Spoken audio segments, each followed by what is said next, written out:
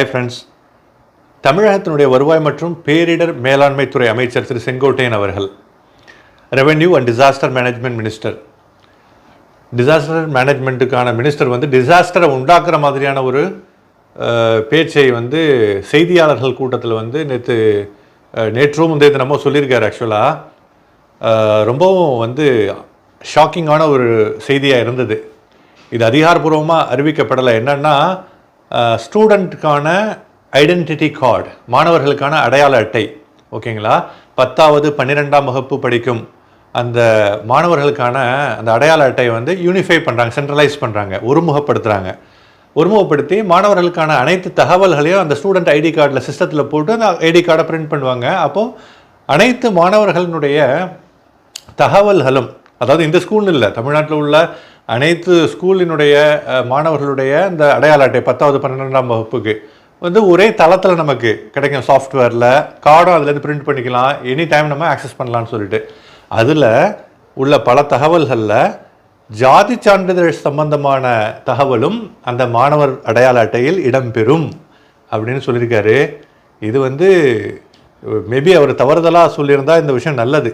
ஏன்னா இது ஒத்துக்கொள்ளப்பட முடியாத ஒரு விஷயம்.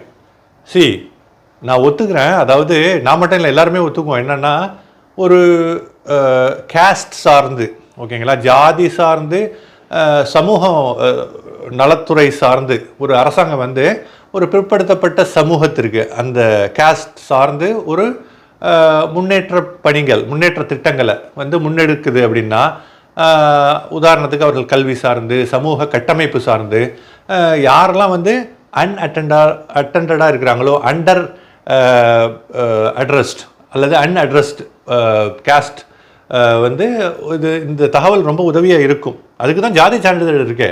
எங்கே போனாலும் ஜாதி சான்றிதழ் கேட்குறாங்க. அந்த ஜாதி சான்றிதழ் வாங்குறதுக்கு தாலுகா ஆஃபீஸில் போய் மணிக்கணக்கில் நாள் கணக்கில் தவம் கிடக்க வேண்டியது இருக்குது.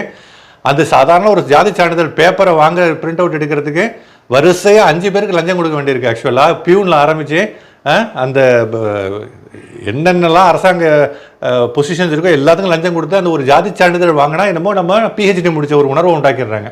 அந்த ஜாதி சான்றிதழ் தான் நமக்கு இருக்குது. இந்த மாதிரி சமூக கட்டமைப்புக்காக ஒரு அண்டர் ப்ரிவிலேஜ்டு பிற்படுத்தப்பட்ட சமூகத்திற்கு சமூக நல திட்டப்பணிகளை முன்னெடுத்து வைக்கிறதுக்கு. இதுக்காக அந்த ஸ்டூடெண்ட் ஐடியில் இடம்பெறணுங்கிற அவசியம் துளி கூட கிடையாது. ஸ்டூடெண்ட் ஐடியில் இந்த இன்ஃபர்மேஷன் இருந்ததுன்னா, இந்த தகவல் இருந்ததுன்னா சென்ட்ரலைஸ்டாக மேனேஜ் பண்ணலான்னு சொல்லிட்டு வாதம் வைக்கப்படுகிறது.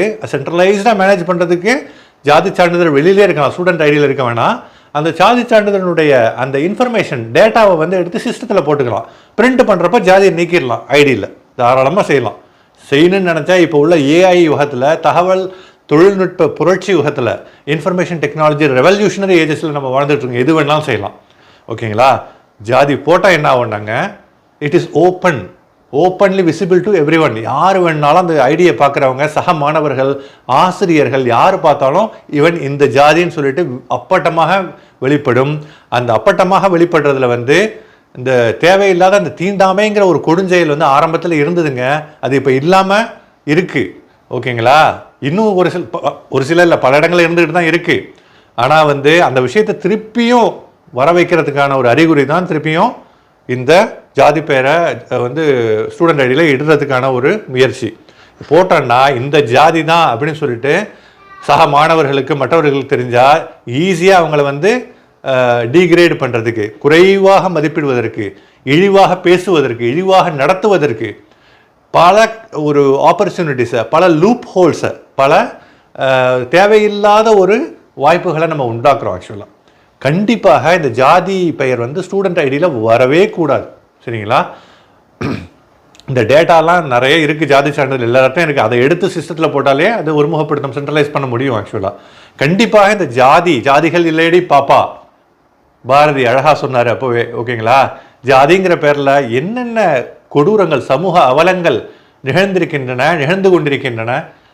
அவ்வாறு நிகழாமல் இருப்பதற்கு ஒரு பேசிக்கான இந்த விஷயங்கள், இது சமூக கட்டமைப்புங்கிற பேரில் இந்த விஷயத்தை அவங்க செஞ்சாங்கன்னா அதை விட ஒரு அபத்தமான ஒரு என்ன சொல்கிறது, ஒரு பேசிக்கான ஒரு காமன் சென்ஸ் இருந்தால் கூட இப்படி நம்ம செய்யக்கூடாதுன்னு தோணுங்க. நான் நல்ல எண்ணத்துக்கு தான் ஒரு விஷயத்தை செய்கிறேன் அப்படின்னு சொல்லிட்டு அந்த செயல் வேறு ஒரு அபத்தமான ஒரு என்ன சொல்றது கேவலமான ஒரு விஷயத்துக்கு கூட காரணமாக இருந்துச்சுன்னா அந்த விஷயத்தை செய்யவே கூடாதுங்க. கண்டிப்பாக இது வந்து மிகப்பெரிய ஒரு தள்ளுமுல்லை, மிகப்பெரிய ஒரு கான்ட்ரவர்சியை, ஒரு சமூக எதிர்ப்பாட்டை நிலை கொண்டிருக்கு. இப்போ ஆக்சுவலாக பல பேர் வந்து இதுக்கு எதிராக கருத்து தெரிவிச்சுட்டு வராங்க. நானும் அதில் ஒருவன், காமன் மேனில் நானும் ஒருவன். நீங்கள் என்ன நினைக்கிறீங்க? உங்களுடைய கருத்துக்களை தெரிவியுங்கள். கண்டிப்பாக ஜாதி பேர் ஸ்டூடெண்ட் ரயிலில் வரக்கூடாதுங்க. இது செய்தியாளர் கூட்டத்தில் அமைச்சர் செங்கோட்டையன் அவர்கள் பேச்சு வாக்கில் அறிவிச்சிருக்காரு. இது வந்து கண்டிப்பாக இது எழுத்து வடிவம் பெற்று திட்டமாகக்கூடாது, திட்ட வடிவம் பெற்று செயலாக்கமும் செய்யப்படக்கூடாது. இதில் நம்ம எல்லாருமே தெளிவாக விழிப்புணர்ச்சியோடு இருப்போம். எல்லாரும் நம் எதிர்ப்பாட்டை, நம்மளுடைய ஆப்போசிஷனை, நம்ம இதுக்கு வந்து உடன்பாடு இல்லைங்கிற ஒரு விஷயத்தை கண்டனமாக தெரிவிப்போம். உங்களுடைய கண்டன பதிவுகளை கமெண்ட்ஸை நீங்கள் ஃபீட்பேக்கை கமெண்ட்ஸில் பதிவிடுங்கள்.